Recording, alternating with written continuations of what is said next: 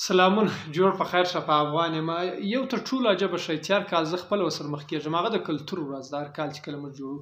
نو صدرۍ په غاړه کړو یا لونګۍ پر سر کړو هر کال موږ ځو بیا که یو ځای پروګرام وي یا بانډار وي ځو هلته یې لمانځو خو اکثره خلک موږ ته وایي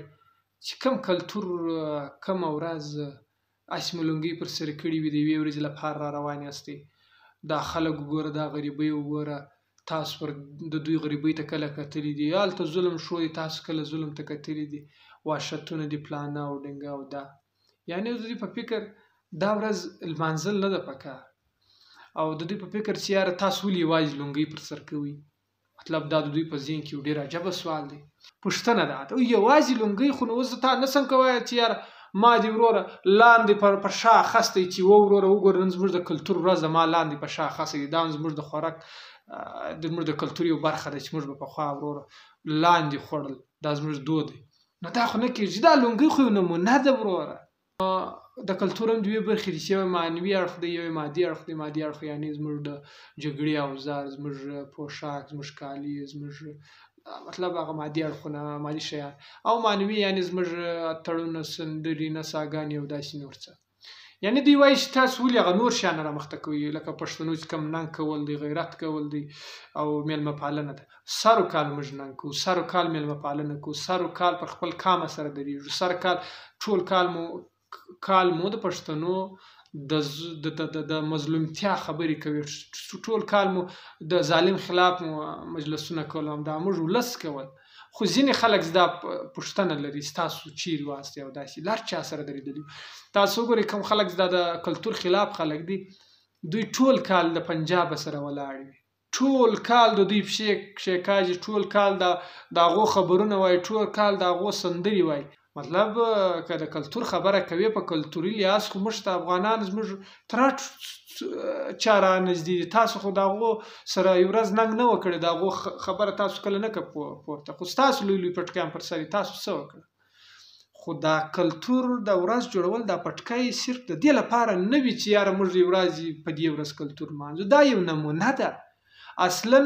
کله چې ستا کلتور له منځه ځي ستا ژبه له منځه ځي پکار ده چې په هغه صورت ته کلتور ولمانځې په هغه شپو کې ولمانځې زموږ ژبه له منځه ځي زموږ کلتور له منځه ځي خو خلک بیا هم خبرې کوي ته دا ورځ مه لمانځئ زموږ کمپاله ملګري کوي زموږ هغه ټایټ ملګري کوي چې په هر څه پوهي دغه دی دلته ما یو ځای کمنټ کړی و د منظور پښتون پر پوسټ باندې بیا چا څه لیکلي چا سکنځا چا څه ما دغسې لیکلي و منظور پښتون لیکلي و چې داسې پرون ورځ د کلتور وه چا په څه ډول ولمانځله چا په اتړونو چا په سندرو خو موږ له خپله کامه سره ودرېدو پر هغو ننګ وکړي یو اړخ د ننګ هم دی چې باید پر کام ننګ وکړو منظور پښتون لیکلي و ما بیا دغسې یو پوسټ کمنټ کړی و چې وروره په کار خو دا وه چې تاسو لمانځلی وه هېڅ اسمان نه رالوېدلی د کلتور ورځ جوړول په دې معنا ما ویل نه ده چې موږ ډېر خوشحال یا موږ ډېر پرمختګ کړی دی بلکې په دې معنا ده چې موږ خپل ولس ته وښیو موږ خپل نړۍ ته خپل کلتور وښیو خو چا څه لیکلي وي یوه بیا لیکلي وو چې وروره جانه د کلتور ورځ لمانځل آیا موږ ته پکار ده موږ غلامانو ته آیا غلام کام کلتور لمانځلی شي ولې نه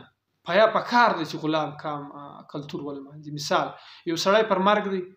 هغه ته پکار ده د اوبه ده چې کله دوی اوبه وچ شي نو د دوی هلک یو څه نون شي او دوی بچاو شي نو که دوی اوبه نه څښي یو ګیلاس غورځي چې وروره زه نه څښم نو خو دوی نور غرق شو دا چې ته خوار یې ته یې محکوم کړی یې تا غلامول غواړي دا چې تا غلامول غواړي پکار ده ستا کلتور له منځه بیایي ستا ژبه له منځه بیایي پکار ده په دې صورت کې ته کلتور جوړ کړې مثال چې دا ستا ولس راپورته شي خپل کلتور ته مړه کېدلو ته وژلو ته پرې نه ږدي خپلې ژبې په ورکولو ته پرې نه ږدي نو دا څنګه کیسه ده تا خو ته خپله خودکشي کوې چې کلتور مه لمانځه موږ غلامان نو ته ماته دا راوښوه وایي دا خو خوشحالي ده خوشحالي مه لمانځه نو ته ماته دا راوښوه کله چې ستا کره واده ډول ویې او اتړونه پر کوې نو ته غلام یې ته دا ډول څه له راغواړې بس واده وکړه وروره کور ودانه دې تر کوره ورسوه دا ډول څه ته وایي دا خوشحالي ده ته خو یې غلام یې څنګه خبره ده چې ته به دغه نه جوړې ته غلام یې او عجبه خبره ده بیا د اختر په ورځ دې وروره روان یې هغه بوچو دغه دې شروع کړی وروره پلانی مټ کړه پر لاس یې مټ کړه نن اختر دی خو دوی وکړه د اختر صرف د دې لپاره جوړ کړه د سهار لمونځ وکړه ولاړ شه عیدګاه ته لمونځ وکړه بیا ټوله 3 ورځې پرېوځه ته څه کوې په چکرو وتلی خوشحالیانې جوړې ته خو غلام یې څنګه مجلس نو ته دا خوشحالي بیا ولې جوړې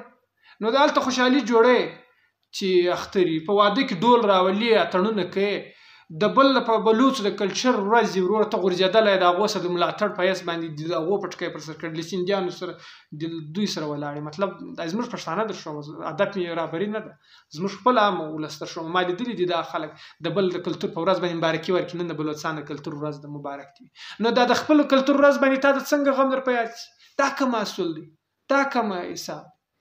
دا مطلق دا خلک کم خلک سي دا خبرې کوي دا د خپل کلتور د وژنې په معنا باندې دا خپل کلتور وژني په سخت حالت کې په کار چې کلتور ولمانځو په برباد حالت کې په کار چې کلتور ولمانځو هیڅ کله زموږ پر کلتور باندې نور ژبې اوس دغه سوي دي تاسو زموږ پښتانه وګورئ کمنټ وکړئ په انګریزي باندې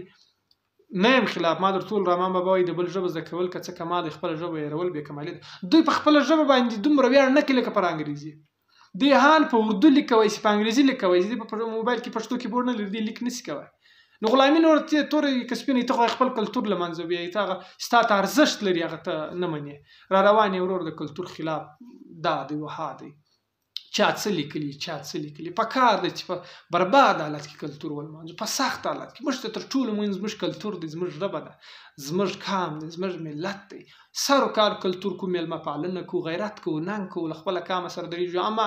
دا یوه ورځ د کلتور ښه په خراب یې جوړو نړۍ ته هم ښکاره کو خپل ولس ته هم ښکاره کو چې موږ ته زموږ کلتور تر ټولو مهم دی نو مننه ژوندي او آباد او ننګیالي اوسئ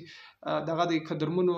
ما د ناولونو د کیسو او د ادب په اړه یو پروګرام شروع کړی دی انشاءالله هغه به هم دوام لري دا چې 2 ورځې یا 3 ورځې یو څه مشکلاتو نسو جوړ سر له سبا یا بل سبا به هغه لړۍ پیلو ستاسو د ملاتړ څخه نړۍ مننه ادب مې څوک ټارګېټ کول نه دي اما خپل فکر دی او دغه د اصلاحي تنقید کول دي مننه ژوندي بریالي اوسئ